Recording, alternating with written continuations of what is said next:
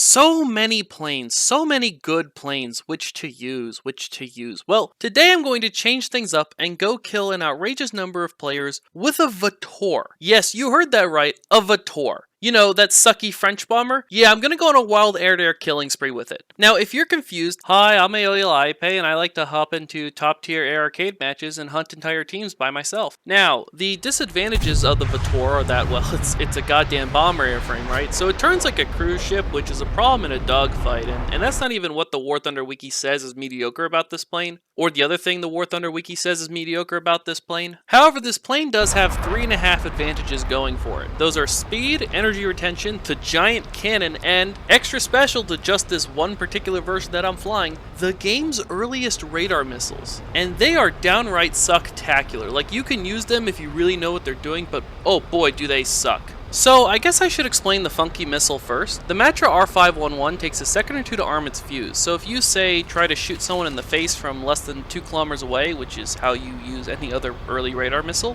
then your missile just won't explode. Oh, and while the Matra R511 does have an okay top speed on paper, it takes a cartoonishly long time to accelerate, so it's probably close to being the slowest missile in the game in practice. You will have trouble hitting unaware targets from behind from 1.5 kilometers away. Now watch me snipe this B-29 from halfway across the map with one of these pieces of crap. Once the R511 takes its sweet time getting up to speed, it turns crazy well. So if you fire at a target moving towards or to the side of you that's like 3 to 6 kilometers away, such as that B-29, then the R511's low speed doesn't matter that much because the target isn't moving away from the missile in relative terms. That allows the missile to accelerate and then boom, gotcha. So what you have here is a medium range only missile. Now, in terms of flight performance, the Vautour's wildcard is that it can flip over really well, as you can see here. The reason why is downright fascinating, and I'll circle back to it in a minute. That wildcard aside, the Vautour has great energy retention, bad acceleration, and slow turning.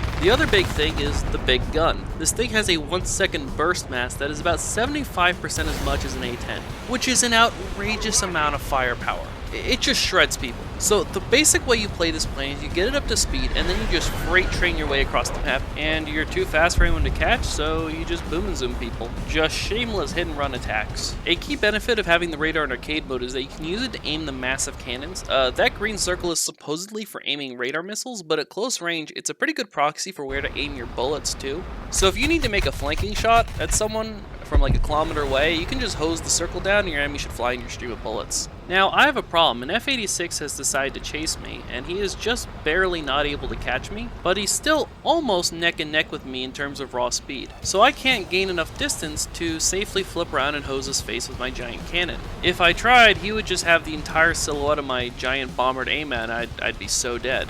The solution is wall hacks. I'm going to run for the edge of this map and climb. The game will turn me around instantly when it resets my position, plus I get to keep my new altitude. I can now cruise over the F-86, dive to gain speed once I'm on the other side of him, and then he can just eat my dust. He's still neck and neck with me in terms of speed, but now he's on the far side of all the targets I want to shoot at. So as long as I don't turn fight anyone, which I shouldn't be doing anyways with this plane, that F-86 can't touch this. Because he only has a short-range gun, he doesn't have any missiles to make me turn. Okay, so let's talk about the nukes now. Planes have pitch, yaw, and roll, and if you're fuzzy on the difference, here's an explanation from the National Air and Space Museum's children's website. There's a link in the description. So, in the 1950s, ICBMs weren't around yet, but air defenses had gotten pretty good. In order to have an acceptable chance of surviving the gauntlet long enough to reach their targets, nuclear bombers need to fly low enough to evade enemy air defenses. But that also meant the bombers would be flying so low that they would nuke themselves out of the sky when they nuke their targets. Many planners felt that kamikaze nuclear strikes were an unethical way to initiate a nuclear holocaust because this was the 1950s and everyone was kind of insane. So the solution was nuclear toss bombing. You see, instead of dropping the nuke straight down like a normal bomb, the bomber would instead come in low, pitch up, and yeet the nuke way up into the sky and then just run the hell away. That required really good pitch control. So that's why a number of nuclear-capable bombers designed in the 1950s, such as the F-105 and the American Tech Tree, have bizarrely good pitch control in game even though they are otherwise flying bricks. France decided to develop nukes after America refused to nuke Vietnam for them in 1954, which is a really long story, you can go Google yourself. And the Vautour was designed to drop nukes for France. I can't find anything specifically saying that pitch control was due to nuclear toss bombing, but I mean, that's what it would have been for. Anyways, as you can see, I'm being chased by a bunch of enemy players. That means it's time to do more wall hacks. I give them another vertical runaround and come in for a rear aspect shot on this F-84. It's genuinely incredible how that missile couldn't hit that guy, but thankfully, what this plane lacks in missiles, it more than makes up for in having a massive cannon. By comparison, my next kill is a long-range head-on shot. It looks like a gun kill, but if you see the feed, the missile actually connected, and that's because it gets crazy maneuverable once it goes for a few kilometers. Yes, this rank 5 missile is going to hit a maneuvering target that is 5 kilometers away. When you're using radar missiles, angles matter, and with the Matra R511, angles are everything. And the next guy I kill underlines my point even harder. He tries to duck under to avoid my missile, but I fired from so far away, and at a good angle, that the missile is way more maneuverable than he expects. So I nail a maneuvering target at 4 kilometers, again with a rank 5 missile. As you can see here, I'm basically head-onning the entire enemy team because that's something I can do on a regular basis and survive. I made a guide on head-ons, and it's actually one of my least viewed videos. I don't know why, it's pretty funny, and it's a skill y'all would do well to know. Anyways, my bomber, however, has gone so banged up, mainly by the anti-aircraft fire, because I keep flying near the airfield, that I decide it's time to, well, one, wall hack my way out of this predicament again. All the people I missed are now turning around to kill me, so it's time for another vertical runaround. But also, I'm just going to go ahead and land for repairs. And part of that is actually going to be I'm going to dump my missiles on the ground, just so I have less drag so I can get out of there faster. Some missiles can have quite a bit of drag, so dumping them on the ground can sometimes be a surprisingly effective way to gain more speed in a pinch. Here I get to show off the acceleration issues. I'm not used to planes accelerating this slowly. That is a skill issue on my end with this particular plane, I suppose. So I didn't realize how slow I was going here. That Spitfire actually manages to turn around and get shots into me from behind. Thankfully, he didn't hit anything important. It can take quite a while for this thing to get up to speed. Now, I'm going to make a mistake and also a calculated risk that goes wrong. The mistake is that I assume I'm going to be back up to speed by the time I reach the rest of the enemy team. That is incorrect. It genuinely feels unnatural how badly this thing accelerates. I would get used to it if I spent more time playing it, but I'm just not going to do that.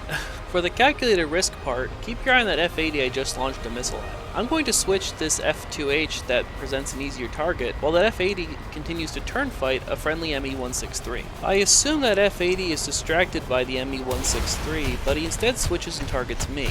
A lot of top-tier air arcade is just blatant misdirection, and the main trick players fall for is target fixation. They won't really register that you're there if they're focused on someone else. However, this F-80 didn't fall for that, so there goes my plan A.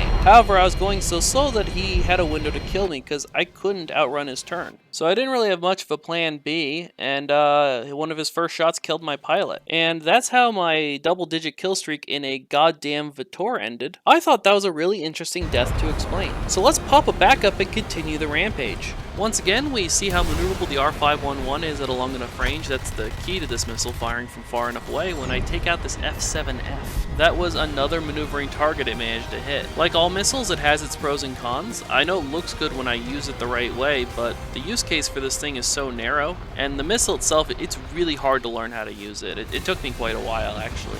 Like, you know how the way I'm using it doesn't look obvious? Yeah, I had to go figure that out on my own as like a side project, and even the War Thunder wiki on this missile is blank. Anyway, so I get chased again, so it's time to wall hack again to escape their grasp. Same trick, then boom, death from above with the giant cannon. I mean, I know we're near the enemy spawn, but is it really spawn camping if they were the ones chasing me? Also, some sources I read said this plane can't take much damage. At least in arcade, that is incorrect. As long as your engines don't get knocked out, this thing can shrug off a lot of damage, and the engines are pretty small targets. And let's end by shooting this bow fighter with a radar missile. And that is the end of the match. There's a few stragglers left up, but most of the enemy players have run out of crews by now. And somehow I only got 6 plates, so I don't know. I guess this was an average performance according to Gaijin. I thought it was pretty neat though. I did not expect a Vautour to be this good. I don't fly this plane regularly, but I figured it would be interesting to make a video showing how to fly it because this is just one of those weird planes that where like nothing works in an obvious way.